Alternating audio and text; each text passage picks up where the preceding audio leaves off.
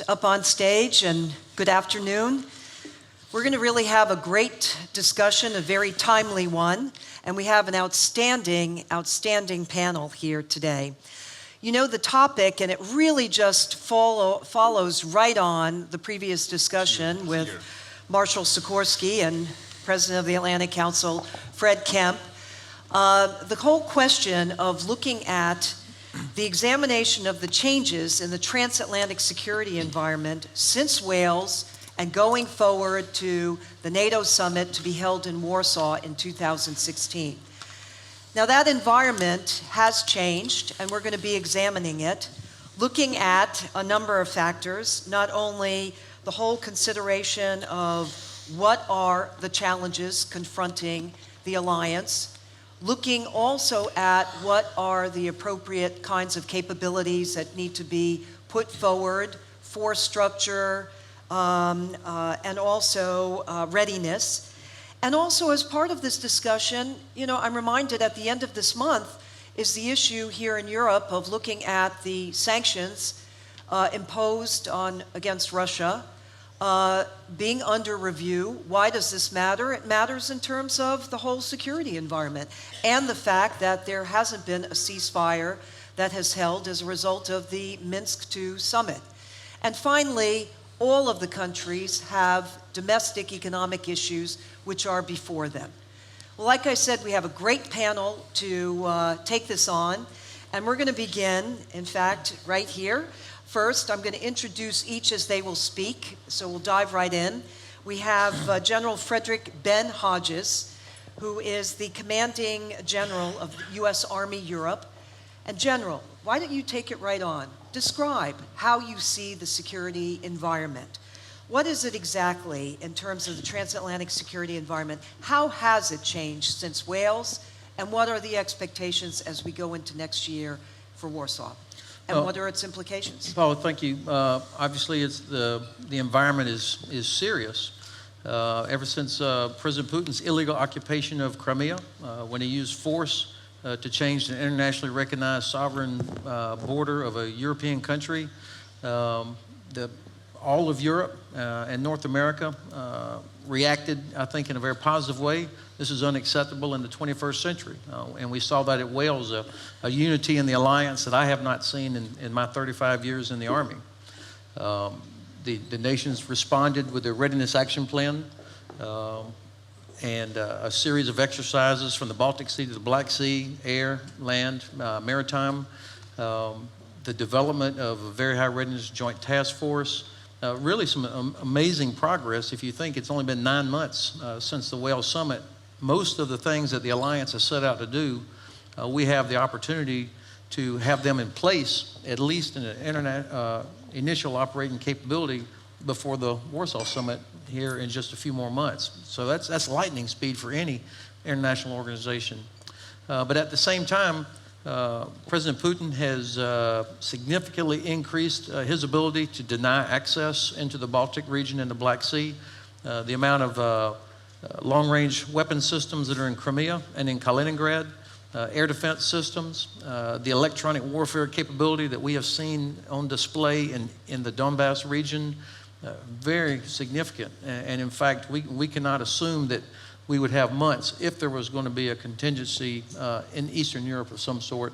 We cannot assume that we'd have time to build up forces, build up capability. So the alliance has to stick together. We have got to have responsive forces that are able to move laterally inside the alliance. Right now, frankly, that's very difficult. Even though they're all EU countries and NATO countries, to be able to move from one country to another, there are still challenges with diplomatic clearances, different rail gauge, et cetera. But I am excited about what I'm seeing energy-wise, the alliance working to address each of these challenges, a clear recognition of Russia's investment in denying access into the Baltic and the Black Sea.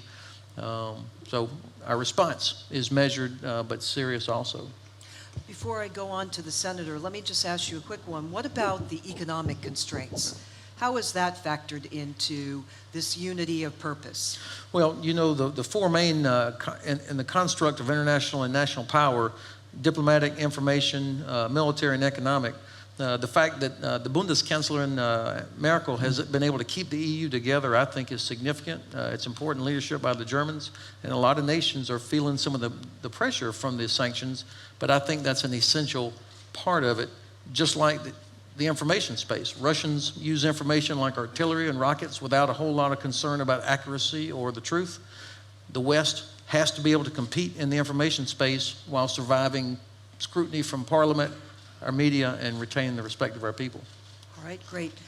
Now I'd like to introduce, we have Senator Bogdan Klich, former defense minister, Poland. Take on that same question. Give the Polish perspective on this issue of how you would characterize the transatlantic security environment today. As a completely new one after emergence of a new threat from the east.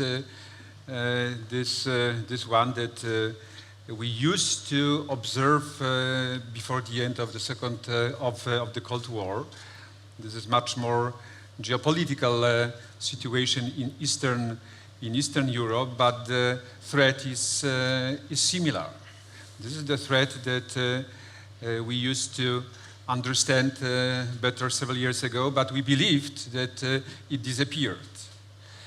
And on the southern flank of our community, we have emergence of a variety of new factors. One of them is the creation of the IS and a new wave of the terrorist threat, but it is similar to that one that we witnessed after the 9/11 and during the former decades. So we have right now a kind of the crescent of fire surrounding us from the east and from the south. Completely new environment with two different categories of threats, much more conventional on the east and much more modern from the south. But it creates a new challenge for Europe. Secondly, I would say that unfortunately, this model of security that we lived in during last 2 decades, unfortunately disappeared. Paradoxically, we introduced this model of security as a concept to the Lisbon strategic concept in November 2010. And this is one of the 3 essential goals for the alliance. And it disappeared 4 years after we introduced that into our main conceptual framework. And there is no answer what will be the evolution of this international model of security, because right now we see that dispute replaced a dialogue, that confrontation replaced a cooperation between the West and Russian Federation. So the foundations of this cooperative model of security that we advocated for years, unfortunately, also disappeared. And the third factor important, this is Putinism as ideology. In his famous speech in March last year, President Putin presented the full shape of Putinism as ideology, using the terms that were introduced before, but completing them into one shape, into one concept. So this ideology consisting of the right of intervene using the military force to protect the Russian-speaking minorities in the post-Soviet area means the right to intervene, military intervene without any permission from international community. It means that President Putin presented also his willingness to control the political and economic developments in post-Soviet area. It means to subordinate those nations and those countries that decided to declare independence several years ago. So we have a completely new ideology, completely new concept of ideology, consisting of elements that were presented during last 15 years during the first and the second term of President Putin. Let me ask you, given what you said, where do you see the alliance politically? What is the thinking actually? How would it be defined? I would say that politically we are on the way, because we are after the Wales summit that presented clearly the set of tasks proposing assurance measures and adaptation measures, and it is necessary to implement them at least by the end of this transitional period between Wales and Warsaw. But we have to see proposals that would be presented on the eve of the Warsaw summit that would go ahead, that would push ahead the summit as an alliance as a whole. So this is the right time to think up and to think about next steps of the alliance in terms of permanent stationing in the region of Central Europe, I mean permanent deployment of alliance troops in our region, but also improving the infrastructure for HNS. That is crucial for our security. Also, in this framework of solidarity, to think about prepositioning as one of the preconditions for, once again, our feeling of security that should be the same here and in the West. And fourthly, also investment that could be developed from NSIP as a common fund to improve our readiness to guarantee the host nation support. Okay. Let's go next to Jorge Domecq, who is the Chief Executive of the European Defense Agency. And I want to take us in the direction of this issue of capabilities and force structure and readiness. The question for you is, what are the kinds of required changes in defense capabilities and in industry that can best address these challenges? How do you see it from where you're sitting? What needs to be done? Well, I think the first thing from a EU perspective, but it serves also for NATO, because I see in the new security environment the need for even closer relationship between both organizations as a must. And if we just see where we had the first European Council that dealt with defense matters, which was exactly the theme in 2013, and we will have a new European Council dealing with this in 2 weeks' time, which makes it a continuum of decisions with the NATO summits. I think in the new situation now, if you compare in December 2013, we were discussing the withdrawal of Afghanistan as the main topic. What are we discussing now? I mean, nobody, that is what we could say about our analysis services and what they predicted. I don't think they knew that we would be at this situation now. So I think the issue of defense matters even more now. Europe feels comfortable being described as a soft power. But I think as it has shown, we are very successful as a soft power. And although the hybrid warfare will be a challenge for us as a soft power, but the issue is not to be a soft or a hard power now. It's to be relevant, and relevant for in a global world, and mainly in a transatlantic partnership. And in that sense, what is essential is that we have the necessary capabilities to be able to underpin a strategy, and that those capabilities have to be robust ones, and we have to get to them. Now, we had a commitment at the Wales summit to increase our defense spending. But it's not only about increasing our defense spending. I mean, even going above 2% doesn't fix the issue. The budgetary restrictions and economic problems in Europe are not going to go away that quickly. What we need to take advantage is of this situation to really make a structural reform of defense spending. And I'll give you some examples. We cannot continue to spend half what US spends and have an output of 15% of what the US gets for double. We cannot continue to have 19 different types of armored fighting vehicles and the US have one. We cannot continue to have 14 types of battle tanks and the US to have one. So there has to be a real commitment to spend better.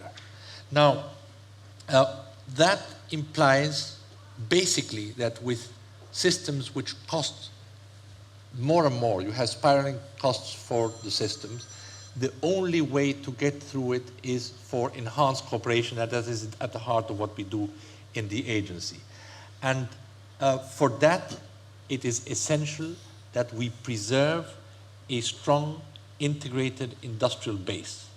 And that strong and industrial base is the baseline for the strategic autonomy that Europe needs to preserve its technological edge in the battlefield, to preserve the technological capabilities it has in its defense base, and also to be an interesting ally and partner for our allies. You raise excellent points. Are you confident that after Wales and going forward here to, into Warsaw, that a foundation has been laid in order to achieve the objectives that you've laid out? Because you've laid out some very, very strong and very compelling points. Well, I am quite convinced that time is running out, at least for the equation that I have to handle in the agency, which is to get capabilities done in a collaborative manner, which is very important because, for example, now we have out of the 28 member states of EU, 12 are increasing or planning to increase their spending, defense spending. Mm-hmm. Now, those decisions they're going to take on defense procurement will be central to really structuring European defense as a contribution and a strong and integrated defense in Europe. And here I take up the comment made by Marshal Sikorsky, is we cannot go towards a renationalization of defense policies in Europe, and that is essential. Mm-hmm. All right. We're going to come back, by the way, to you, General. I saw you shaking your head. It seemed an agreement, and to get your reaction. But we have next in line, I want to introduce, we have Guillaume Faury, and Guillaume is the CEO of Airbus Helicopter. Same question to you, looking at it from industry, in terms of capability, what are the needs, what are your views, and what is your perspective on what needs to be done in order to meet these challenges?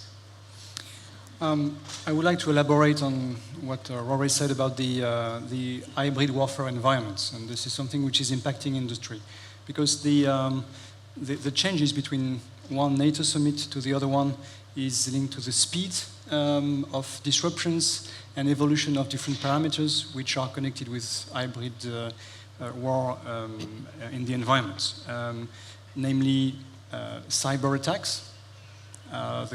The industry, the companies are no longer behind the front line, they are on the battlefield. And we feel under attack as well.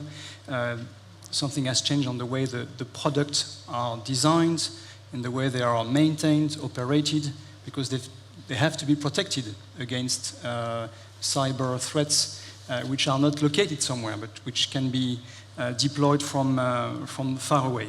Economic warfare has consequences on the industry. And this is something which, I mean, we can see with the sanctions and the impact on industry. The fast evolution of the oil price has had a big impact on our companies when they operate both in the military and civil environments. The foreign exchange rate evolutions as well are parameters that need to be taken into account. And this is without counting with social media and the way the information is used and is impacting industry as well. Therefore, NATO is for industry creating an environment that allows industry to develop itself, that feels protected, And even if the states are no longer able to protect industry, there is a need for industry themselves to organize, to have their own cyber protection, and there is a need for more cooperation between states and industry that are operating in a defense environment. And I think this is also the case for industries of national interest that needs to be protected as well, behind or beyond the need of the defense industry. So we see these very fast-changing environments. We are happy to see that the understanding of this very complex, fast-moving, hybrid situation is no longer a state-to-state stake, but is involving the whole society and the industry as well. Let me ask you, how is industry adapting to these changes? In terms of your business, are there some dramatic changes and shifts that you have to make as a result of what is being confronted in the Transatlantic Alliance today and the aggression that is on the continent? Yeah, we are adapting by being more open and listening to what's happening in the world, trying to anticipate the evolutions. We are equipping ourselves in terms of cyber protection, cyber equipment, and capacities and know-how in these dimensions.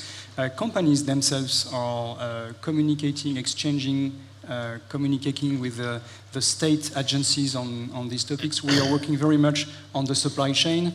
There is a much bigger connection with customers to have a complete perspective on the environment as it is and as it might be tomorrow. So something has not changed in defense and aerospace is the time needed for investment. We're making long-term investment, and long-term investment in a fast-changing environment requires more understanding of the speed and the direction of the evolutions, and as well being leading from the front as well for industry, not only for states. I like the expression that says, if you can't forecast the future, shape it. And I think this applies as well for our companies.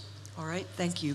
Let's go to our last panelist, who is Olaf Osica, who's the Executive Director of the Center for Eastern Studies.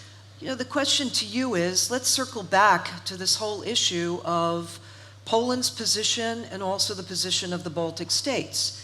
The new president-elect of Poland had made a statement publicly that when the Warsaw NATO summit is held, that this issue of forward deployed and permanent NATO troops have to be on Polish territory and in the Baltics.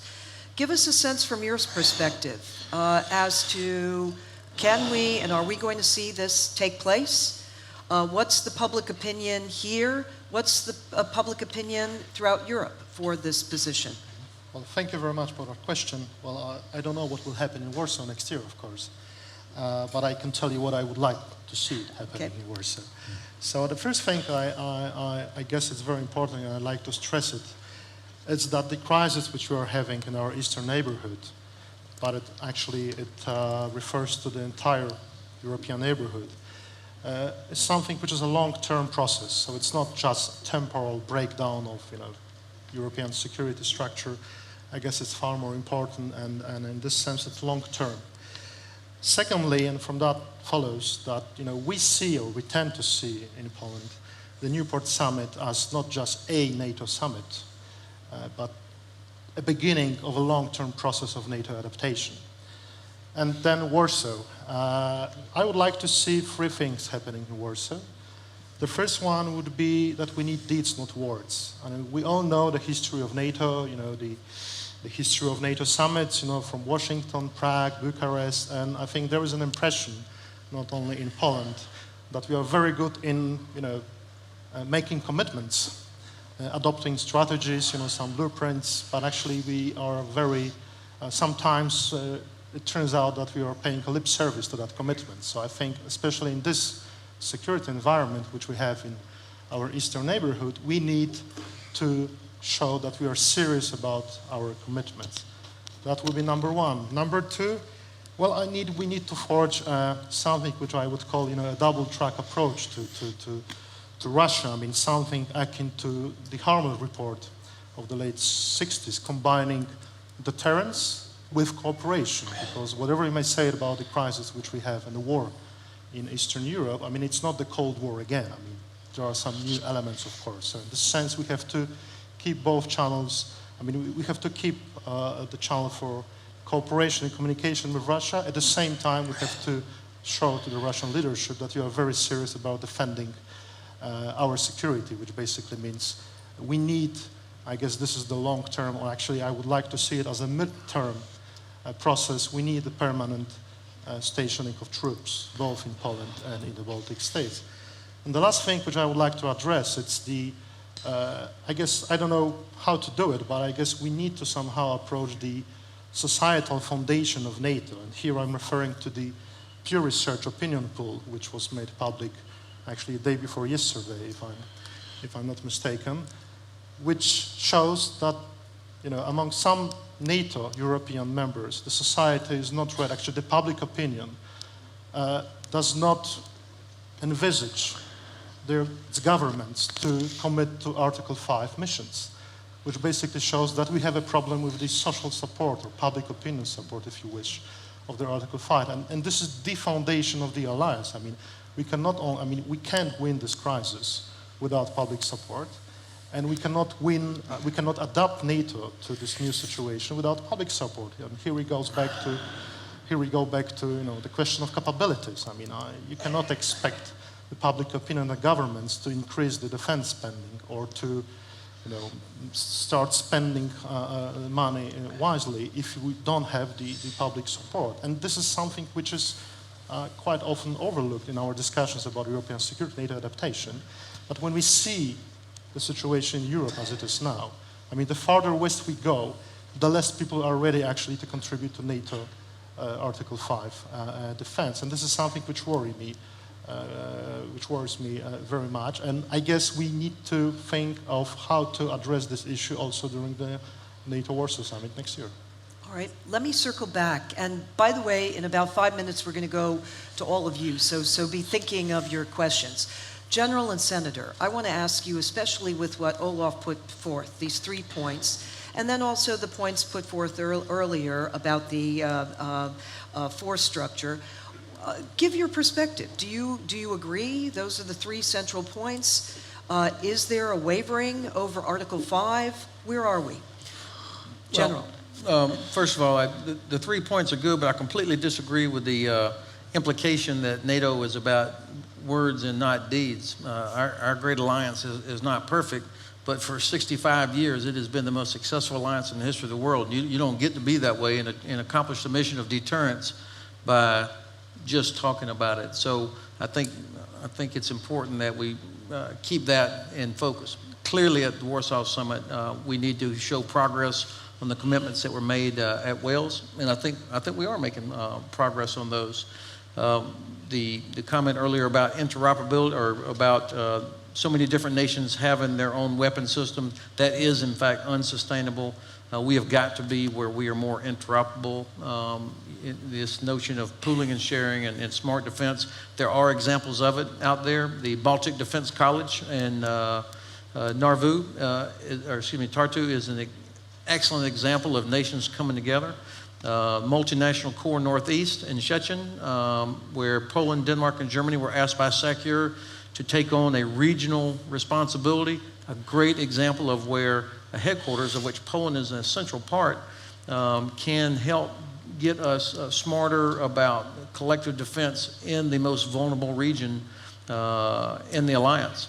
The United States recognizes that. We're going to triple our commitment to this Polish-based NATO Corps headquarters, tripling the number of people there, putting a brigadier general in the headquarters there. That's the importance we place on MNC Northeast. So Poland is in a place to really kind of help deliver, to do things, not just talk about them. And hosting Exercise Anaconda next summer in June, right before the Warsaw Summit, is another opportunity where we can deliver NFIUs, VJTF, Multinational Corps Northeast, and the alliance sticking together, which is how we're going to deter aggression. And you see any wavering on Article 5?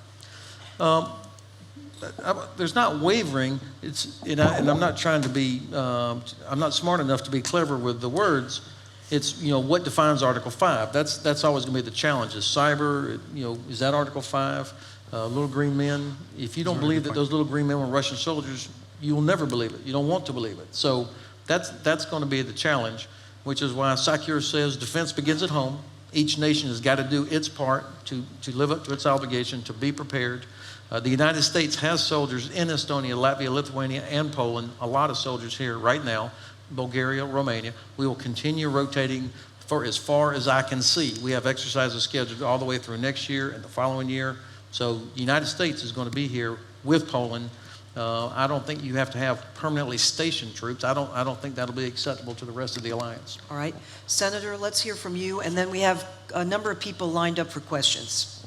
A little story. I remember October 2008 in one of the hotels in Budapest. I had the first conversation concerning the new contingency plan for Poland. Not only for Poland, because from the very beginning it was connected with contingency plans for Latvia, Lithuania, and Estonia. And I presented, our wishes to one of the representatives of the HQ in Brussels. He listened very carefully and he asked me only one question: why? Why are you waiting for new contingency plans for your country? It was 7 years after the first plans were delivered, but the situation has changed completely, because we were after the invasion of Russian troops in Georgia, and on the eve of a big live exercise, Zapad 2009, including Russian and Belarusian forces. We knew something about those plans. He couldn't understand what was the reason, in fact, that we are advocating for those new COPs for us. Now, nobody asked this question. Nobody asked this question because there is an awareness that we face a completely new situation in the East and we have to respond. But there are several preconditions for this potential realistic response. One of them, it is our level of ambition. I would underline, the role of the level of ambition, not the theoretical one that we introduced into the concept and to the additional documents after Lisbon and after Chicago summits. But I would ask the question if we are ready to implement this level of ambition, particularly if we are ready to plan and to conduct the major operation in Eastern Europe, the major military operation in Eastern Europe. I have some doubts. Because first of all, I'm not sure if without the regular updating of contingency plans for all the member states of the alliance from Central Europe, not only for those that wish so, but for the other countries, it is possible to do that. Secondly, because it should be the process, the regular process of reviewing those plans. Secondly, I'm not sure if contingency planning is connected, is integrated deeply with force planning and with capabilities planning. It is necessary to integrate, to harmonize better, those three types of planning. And thirdly, of course, capabilities. In Europe and in the Atlantic community, we have the same shortages. We know about them for years. We know that in C4ISR it is necessary to improve our capabilities in Europe, that it's necessary to have better airlift and also maritime strategic lift, but we still wait for delivering those capabilities. So I would underline planning, contingency planning, integration between contingency capabilities and force planning, and finally capabilities, delivery of capabilities necessary, for implementation of our level of ambition. All right, okay. Let's go to the questioner over here. If you would identify yourself, please. And also, if you have the question addressed to a particular person, please state that. Who are you? Please. Thanks. Thank you. Dr. Katarzyna Pisarska, I'm the director of the European Academy of Diplomacy. My question goes to General Hodge. I just came back for 4 months in Australia, and Australia very much wants your presence there on the Pacific and is expecting the US engagement in Asia. While, of course, now you are re-engaging for very legitimate reasons here in Central Europe, in the Transatlantic Alliance, in the framework of the Transatlantic Alliance. Do you, as the United States, inside of NATO, have serious discussions how to involve the Europeans in your understanding on what is going on in Asia, but at the same time engaging back here in Europe? Is there a dialogue? Because I think there's a lot of similarities on what is happening today in Asia, or might happen in Asia, and what is happening here in Eastern Europe. Thank you. Thank you.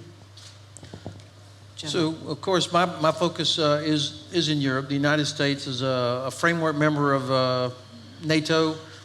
You heard my president just a few months ago stand there and say, we will defend Estonia, we will defend Latvia, Lithuania, Poland, all of our allies. But the United States clearly has interests in the Pacific as well, as do many nations in Europe. And actually, you sort of touched on one of the challenges that the alliance has, is that even though we have 28 countries in NATO, they don't all have exactly the same priority.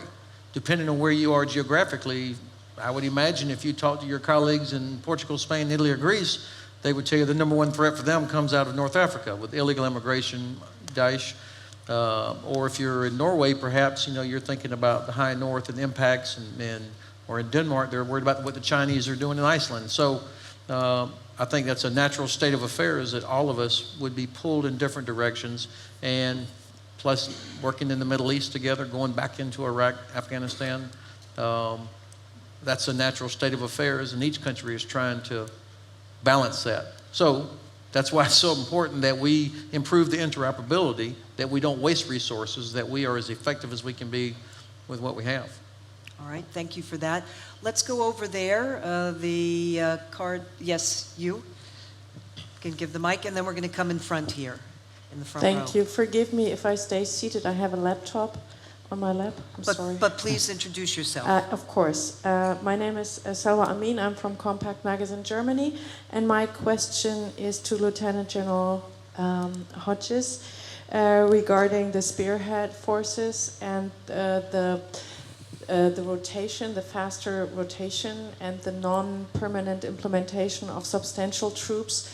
This is a necessity due to the legal situation on one hand, but does it militarily also have any positive aspects that you could point out? For example, me as being a civilian, I heard that actually the gradual training of certain parts of the troops, one after another, actually proposes an asset, rather. Thank you. Thank you. So yesterday I was in Latvia at the IDG training area for exercise Saber Strike. 14 nations, 6,000 soldiers, saw U.S. Air Force, armored vehicles from numerous countries all working together. You had a Baltic battalion with troops under a Baltic commander, plus we had Finns, and British and American soldiers under a British commander. These kind of exercises are going on all over Europe now.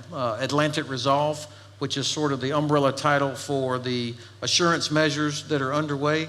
The VJTF, which currently is being led by Germany and the Netherlands, already had their first exercise. They've got another exercise coming up in later next week. And then it will transition to the Spanish-led VJTF, which will participate in exercise Trident Juncture, October, November in Spain, Portugal, and Sardinia. So I see a lot of progress on getting the VJTF.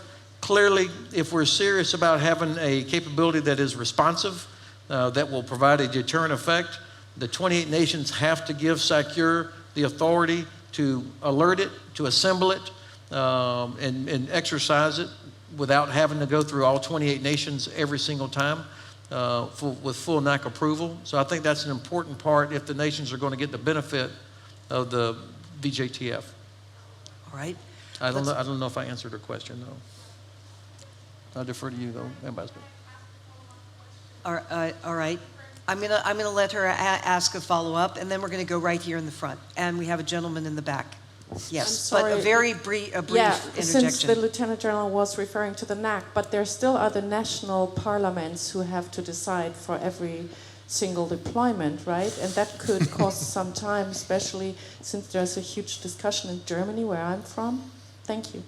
Okay, so the NAC, of course, the members of the NAC would represent the will of their country, but you don't have to have a full NATO approval for bilateral and multilateral actions to take place. The United States came into Poland, for example, back last April, right after the illegal occupation of Crimea.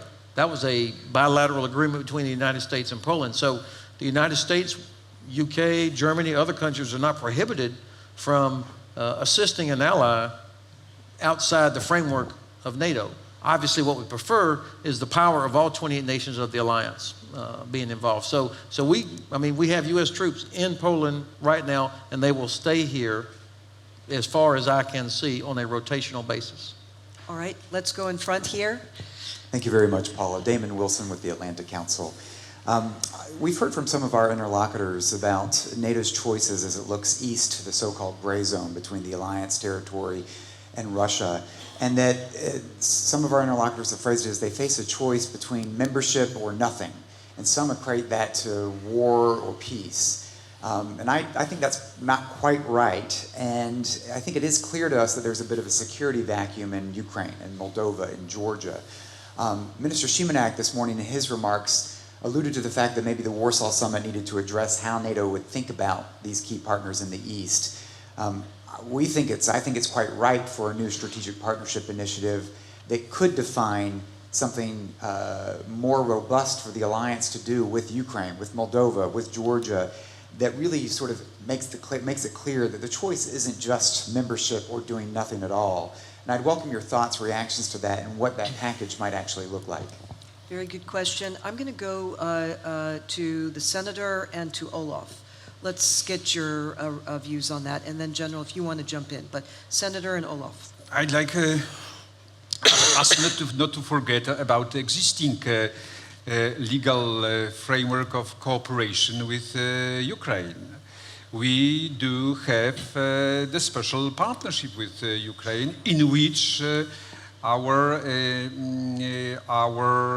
willingness of supporting independence, sovereignty, and security of Ukraine was expressed, and it was at the end of the 90s. So, existing framework enables us to support Ukraine politically, and with delivery of arms to Ukraine in much extensive, in much significant extent than it was done during last months. So this is the question of the political will, not existing forms of cooperation.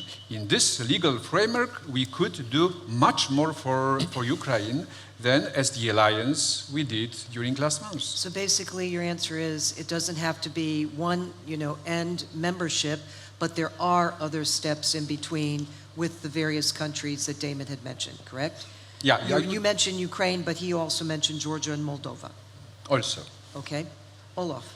Well, I think the only answer which comes to my mind is the, sort of a variation of the Swedish model, if you wish.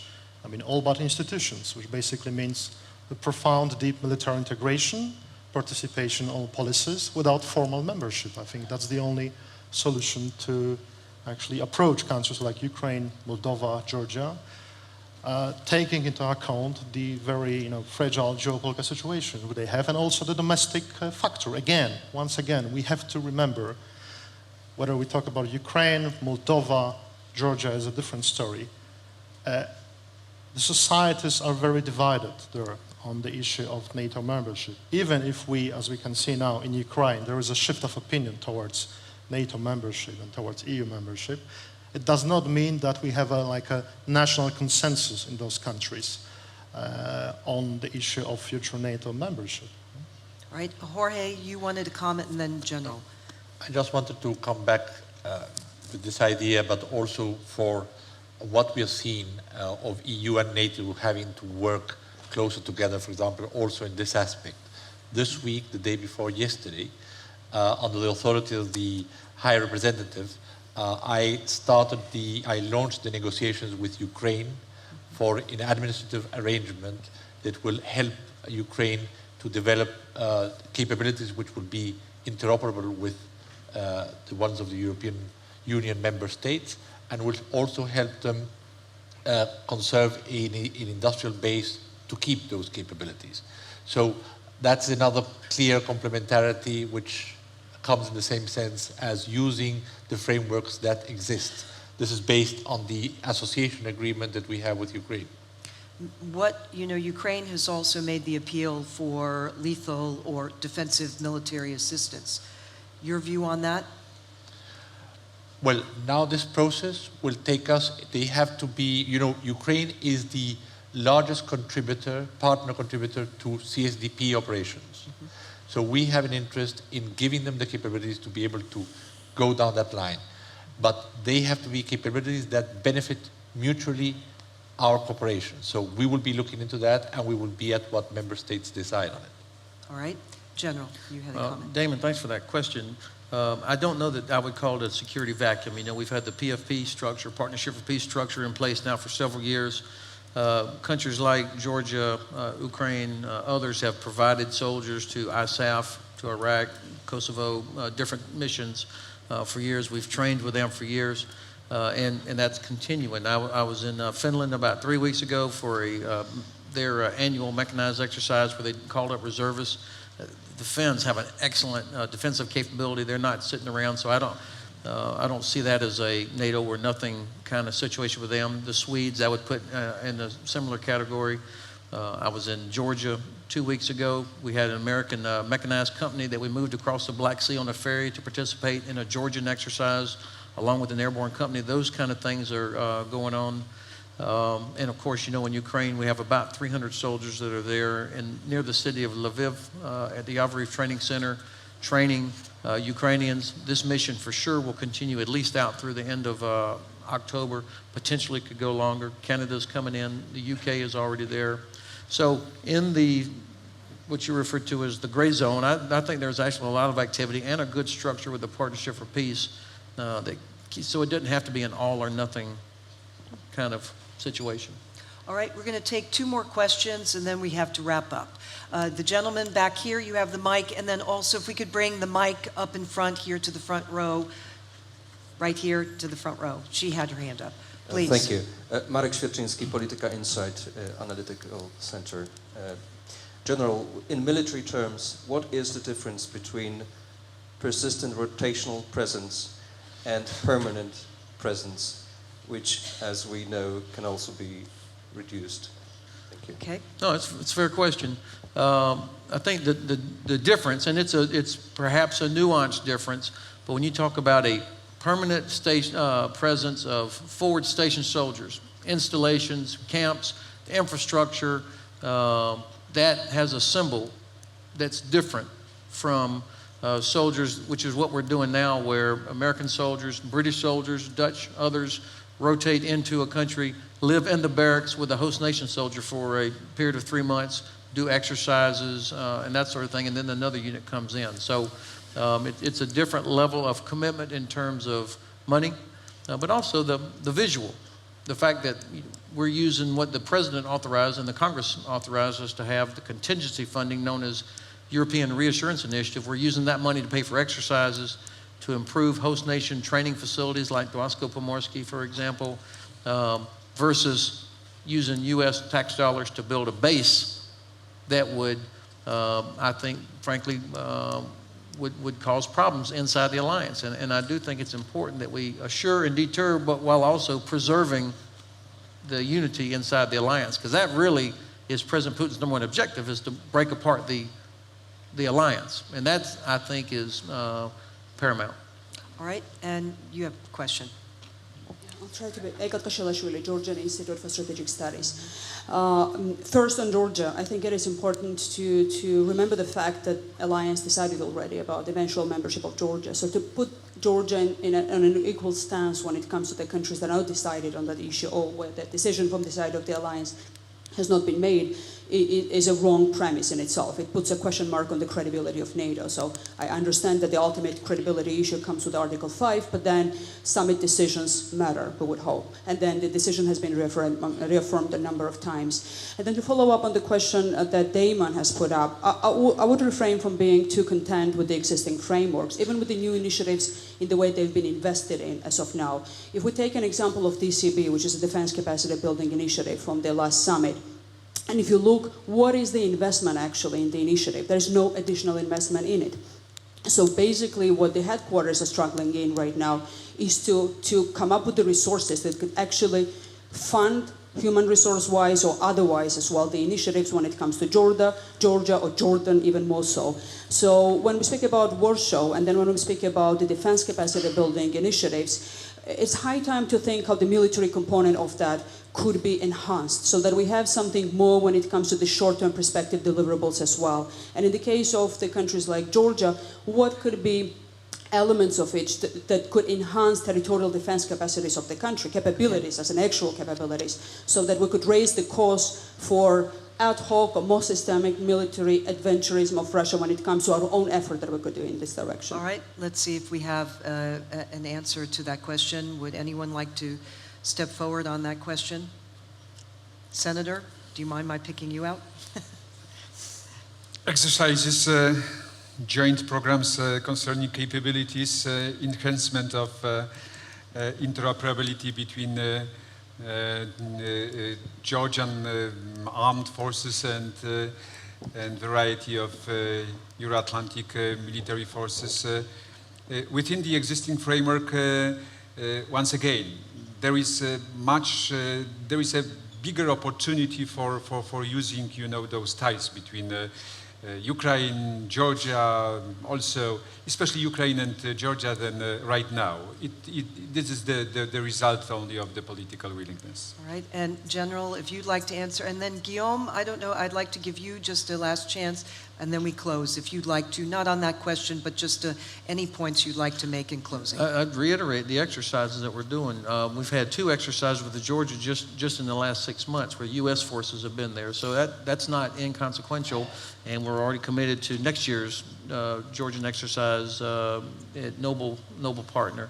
And plus, twice a year we have Georgian soldiers come to Germany to Hohenfels, to our training center, where they are prepared to go to theater in the Middle East, which is part of building capacity as well. So I'm sure it's not sufficient, but that is not inconsequential. All right, and Guillaume, like I said, if you'd like to make a closing comment. I think the notion of gray zone is a growing one. The gray zone is becoming bigger and bigger, not only in terms of geographic gray zone, but as well in terms of what triggers Article 5 and the nature of the attacks, be them cyber, economical, media, destabilization in different forms. And I believe there is a need of clarifying or finding a way forward how to manage as NATO inside the gray zone. All right, well, great. Well, please join me in thanking this very distinguished and very thoughtful panel.